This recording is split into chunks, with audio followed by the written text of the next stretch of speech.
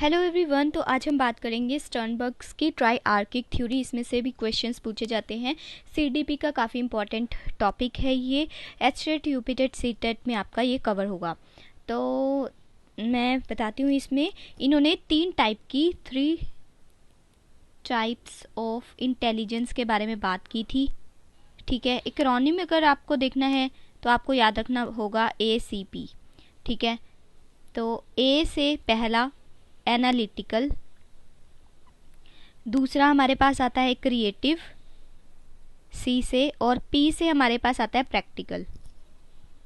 ठीक है, ऐसे पूछा भी जा सकता है कि फॉलोइंग में से स्टर्नबर्ग की ट्राइआर्किक थ्योरी में से कौन सा नहीं है। तो अगर आपको पता होगा कि एनालिटिकल, क्रिएटिव एंड प्रैक्टिकल है तो ऑब्वियसली आप फोर्थ वन को डिडक्ट कर सकते हैं।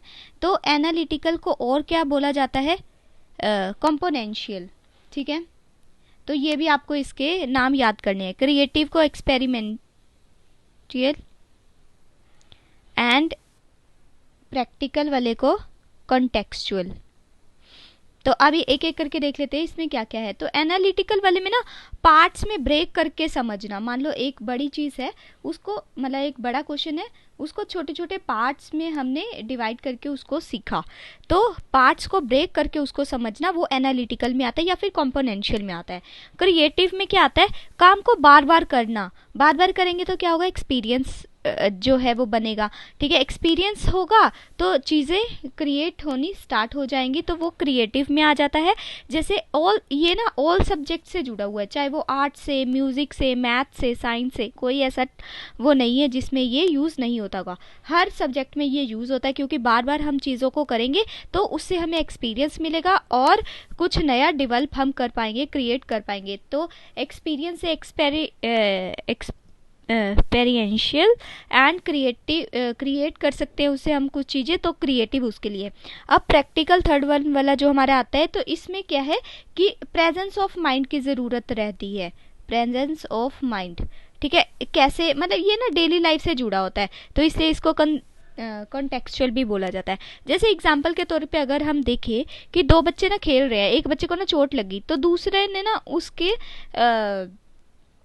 जहाँ पे चोट लगी, मान लो खून वहाँ से बहने लग गया, तो उसने वहाँ पे उसके रुमाल बांध दिया। मतलब कुछ तो अपना माइंड यूज़ किया ना कि उसका खून जो है वो कम हो जाए या कुछ। ठीक है, दूसरा एग्जांपल, ये आपने पाकिस्तान में एक न्यूज़ देखी होगी कि स्कूल पर एक अटैक हुआ था। तो वहाँ पे क्या हुआ था कि एक बच्चा ना बच गया, लेकिन जब उसने देखा ना आसपास के सारे बच्चे मतलब जैसे मर गए या बेहोश हो गए कुछ, तो उसने देखा कि कहीं ये मेरे पे भी अटैक ना कर दे। तो उसने क्या किया कि जो गोलियों के निशान दूसरे बच्चों के उस पे लगे हुए थे, तो वो खून के निशान उसने अपने कमीज़ पे भी लगा लिए। ठीक है, ताकि सामने वाले को लगे कि मैं भी मर चुका हूँ। एंड ये सिर्फ उसने किस लिए किया? टू सेव हिमसेल्फ, अपने आप को बचाने के लिए। तो इसमें क्या उसका यूज़ हो रहा है? प्रेजेंस ऑफ माइंड उसने यूज़ किया। प्रैक्टिकल चीज़ों को उसने समझा होगा, डेली लाइफ से जुड़ी हुई चीज़ें हैं ये, और इसलिए इसको कंस्ट्रक्चुअल वे भी बोला जाता है। तो स्टर्नबर्ग की ट्राइआर्किक, ट्राई का मतलब ही क्या होता है आपका? तीन। ठीक है, तीन तरीके की इंटेलिजेंस उन्होंने बताया इसके बारे में। एनालिटिकल, जिसमें हम चीज़ों को ब्रेक करके समझते हैं, जिसको कंपोनेंशियल भी बोलते हैं।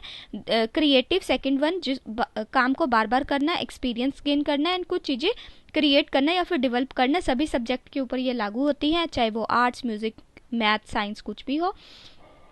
और इसमें हम एक्सपेरिमेंटल वे में काम करते हैं।